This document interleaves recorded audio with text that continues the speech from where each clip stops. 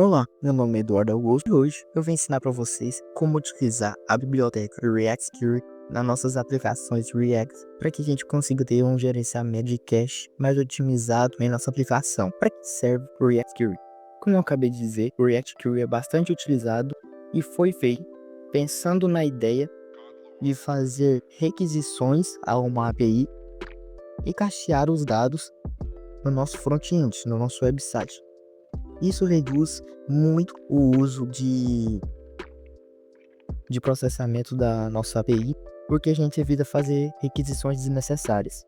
E hoje a gente vai aprender como a gente pode configurar o básico dessa lib, como a gente pode estar utilizando ela em nossos projetos.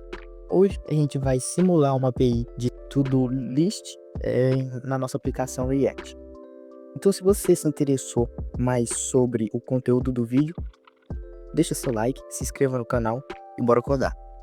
Para começar, a gente tem que criar um projeto React, né? Se eu não me engano, vocês já sabem como criar um projeto React. Você vai precisar do Vite. A documentação, se você quiser entrar, é só você entrar em vite.dev/guide, que ele te dá o guia aqui de como você inicia um projeto aqui. Mas como eu já tenho meu projeto React criado, eu não vou precisar criar. E aqui eu já até dei uma estilizada nesse projeto que eu já vou mostrar um pouco para vocês, mas foi uma estilizada básica só para não ficar com aquela tela branca na minha cara. Então bora abrir um terminal novo aqui na nossa IDE. Vocês podem usar o terminal normal, mas eu quero usar o terminal integrado. E vocês vão instalar a lib /tanstack/react-query. Igual tá aqui na documentação do React Query. Que eu vou mostrar aqui para vocês. Basta vocês entrarem na URL tanstack.com/query/latest/docs, que ele já te traz aqui para documentação. E aqui a gente já pode ir para a parte de instalação mesmo. Aqui ele mostra pra gente como a gente pode instalar utilizando a npm, o pnpm, o yarn e o ban. É praticamente tudo a mesma coisa, viu? Basta você dar um npm install /tanstack/react-query mesmo. Normalmente igual você instala qualquer lib. Pronto, já instalou aqui, então eu vou estar iniciando o meu servidor, né? Tá iniciando o meu site. Aqui na minha pasta source, eu tenho uma pasta chamada API, que dentro dela tem um arquivo chamado todos. E aqui eu tenho simplesmente uma simulação de uma API que exporta várias funções assíncronas. E o que essas funções assíncronas faz? Espera um cooldown de 1 segundo e depois me retorna um to-do, né? Por exemplo, aqui no get to-dos, eu pego todos os to-dos, né? Que é esse array aqui. Depois de 1 segundo, eu devolvo pro front, né? Pro meu site. E aqui eu tenho a add to-do, que espera 1 segundo, depois ele adiciona um to-do aqui e retorna os to-dos. E aqui no delete to-do, eu simplesmente deleto um to-do, faço o contrário do add to-do, beleza? Isso aqui é do básico que vocês devem saber, JavaScript puro, vamos dizer assim, né? Então eu vou estar entrando aqui no meu localhost 5073 e já tenho aqui o meu componente app sendo renderizado. E o que a gente vai ter que fazer agora para iniciar? A gente vai ter que ir no nosso componente de maior scope, ou aonde você quer deixar o provider do Query Client. Se você não sabe o que é um provider, é o seguinte: essa lib que a gente vai utilizar, ela utiliza o useContext como gerenciador de estado. Se você não sabe o que é o useContext, no vídeo anterior eu ensino como utilizar. O vídeo está bem atualizado, tá ótimo para vocês assistirem e pegar um norte de como utiliza. Então passa lá, link na descrição e assiste o vídeo. Vocês vão vir aqui, eu recomendo vocês virem no componente de maior scope. E a gente vai estar importando aqui o Query Client, de onde? Da nossa lib /tanstack/react-query. E aqui a gente vai estar criando uma constante chamada Query Client, mas agora com o camel case. E eu vou estar criando um novo Query Client. Bom, aqui eu criei um novo Query Client e aqui eu posso passar um parâmetro para essa classe, né? Que é um objeto onde eu posso passar aqui Default Options, que é onde a gente pode configurar as nossas carries e os nossos mutates. O que é uma carry? Uma carry é simplesmente uma função que é executada toda vez que o componente onde essa carry foi definida for renderizado. Ela vai fazer aquela chamada toda vez que aquele componente for renderizado para fornecer os dados. E já as mutations Se você vem do Next.js, você sabe o que é, porque antigamente as Server Actions, que são funções que a gente chama no front, no nosso website, mas que na verdade executa no servidor e retorna algum dado pra gente. Eu só executo uma açãozinha mesmo. E antes ela chamava de Server Mutations, né? Mas a Vercel mudou para Server Actions e aqui no React Query ainda se chama Mutation, correto? E o que essas mutation é? É simplesmente uma função onde a gente executa um código, por exemplo, uma chamada para API, uma chamada para o banco de dados, mas a maioria das vezes você vai fazer só uma chamada para uma API normalmente, ou você pode emitir um evento para um WebSocket, né, com essa mutation. E você pode fazer uma chamada para API, por exemplo, você quer criar um botão que quando você clica, você faz o submit de um formulário para sua API. Você usa a mutation para isso, entendeu? E ela também tem o uso de cache, por isso que é o bom, o cache de dados. Então aqui a gente pode passar configurações para as queries. Aqui a gente pode passar um refat, um window focus que eu vou passar de false. Por que esse refat ou um window focus? Por exemplo, eu estou aqui no meu site, fiz um request, mas quando eu saio daqui, eu saio do foco dessa página. E quando eu volto, ele faz um refat, né? Ele reexecuta todas as minhas queries dos componentes que estão renderizados na minha tela. E eu não quero isso. Então eu vou deixar como false, vou colocar um retry aqui de 1. Eu normalmente coloco 1 ou 2. E o que é esse retry? Quando ele executar uma query, uma função da query, e ocorrer um erro, ele vai tentar a quantidade de vezes que a gente colocar aqui. Mas a gente pode passar um false aqui, que aí ele não vai tentar mais nenhuma vez. Mas eu vou estar passando 1 para toda vez que ocorrer um erro em uma query, ele tentar novamente. Então eu tenho aqui refat on mount. Refazer o fetch quando for montado. Isso aqui eu nem vou estar configurando, vou estar deixando com padrão mesmo. Refat on reconnect, eu vou estar deixando de true. E o que é isso? Quando o usuário perder a conexão com a internet aqui no nosso website e voltar com a conexão, a gente fazer um refat e atualizar todos os dados. Refat on interval, nem vou estar mexendo isso aqui, esse refat on interval é para depois de um período de tempo ele fazer um refat. Por exemplo, o usuário passou 5 minutos na minha página, eu quero que atualize os dados. Aí o React Query já faz isso pra gente. Stale time. O que é esse stale time? Esse stale time é o tempo que o nosso cache vai ser válido, né? E eu vou estar deixando aqui que o nosso cache vai ser válido por apenas 5 minutos. 5 minutos o nosso cache vai ser válido. Apenas isso. Depois disso, o nosso cache vai ser inválido e vai ser invalidado, beleza? Então pronto, a gente já configurou aqui o nosso Query Client. E junto do nosso Query Client aqui, a gente vai importar o Query Client Provider. Tranquilo? E aqui a gente vai estar passando nosso Query Client Provider.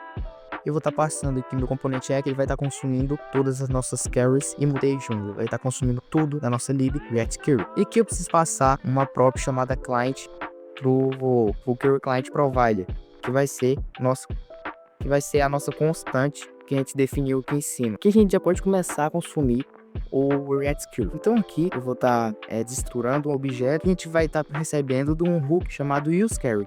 Esse useQuery recebe um objeto como parâmetro. E o que esse objeto deve conter? Deve conter um query key. E o que é esse query key? São chaves, como se fossem tags, para a gente conseguir identificar o nosso cache vai ser guardado aqui. Então eu vou estar guardando aqui como to-dos. Aqui eu tenho um query function.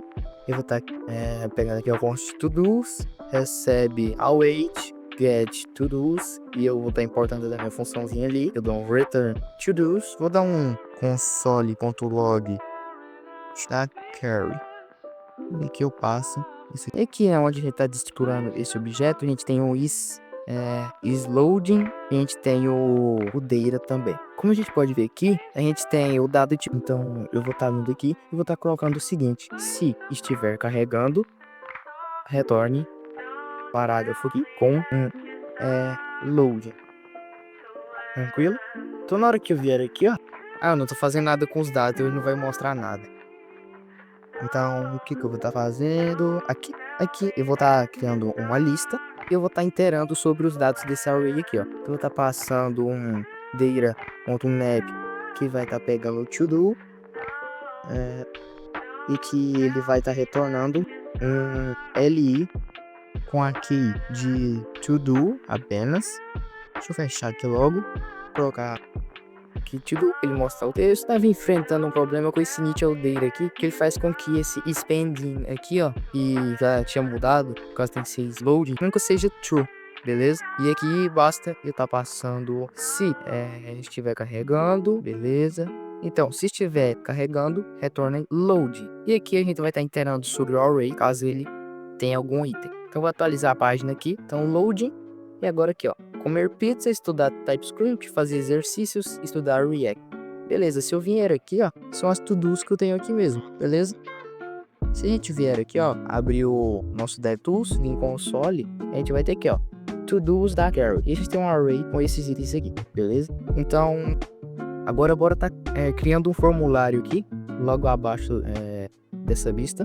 Vou colocar aqui um outro H1, criar to-do, tranquilo. Vou estar colocando isso aqui dentro de um formulário. Não vou estar especificando a action desse formulário. Vou colocar o H1 aqui. Eu vou colocar um input texto aqui. O nome eu vou colocar to-do name. O ID eu vou colocar to-do traço underline name underline input. Na verdade, esse nome eu vou estar aplicando aqui pro name também. Então, beleza. Aqui embaixo eu vou estar criando um button do tipo submit. E eu vou estar colocando aqui o seguinte: criar to-do. Então, na hora que eu vier aqui, eu já tenho o meu formulário de adicionar to-do e ele já está funcionando normalmente. Então, o que eu vou fazer para estar adicionando esse to-do? Eu vou estar criando uma mutation, né? Igual eu expliquei para vocês. Então, eu vou estar aqui desestruturando o objeto que vai receber de use mutation. E aqui é o mesmo processo da query mesmo. Então, aqui eu passo um mutation key e eu vou passar de to-dos. Passar aqui um mutation function, vai estar recebendo async, e que a gente precisa receber o to-do, né? Beleza? E aqui eu vou estar fazendo o seguinte: const to-dos vai estar recebendo await add to-do, passa aqui o to-do, e aqui eu dou um console.log. Depois de adicionar, eu vou colocar aqui entre aspas, aí eu passo aqui to-do, eu coloco aqui 2 pontos, que só para string ficar bonitinho. E aqui eu retorno os to-dos, tranquilo? Vou estar mostrando um negocinho aqui para vocês, passando aqui um success. A gente vai estar pegando um data, a gente recebe um data, no caso é esse dado que a gente está retornando aqui, tranquilo. E aqui eu vou dar um console.log, em vez de eu estar dando console.log aqui, eu tenho que fazer o seguinte, vou estar fazendo o seguinte: const recebe use query client, pra gente ter acesso a esse carinha aqui, ó, mas sem precisar importar ele, beleza? Pra gente usar esse hook aqui, e eu chamo ele de query client assim mesmo, tranquilo? Um erro que eu cometi bastante foi fazer isso aqui, ó, query client.invalidate queries, e que eu passava o objeto com a query key, passava to-dos. Aqui tem um erro de sintaxe.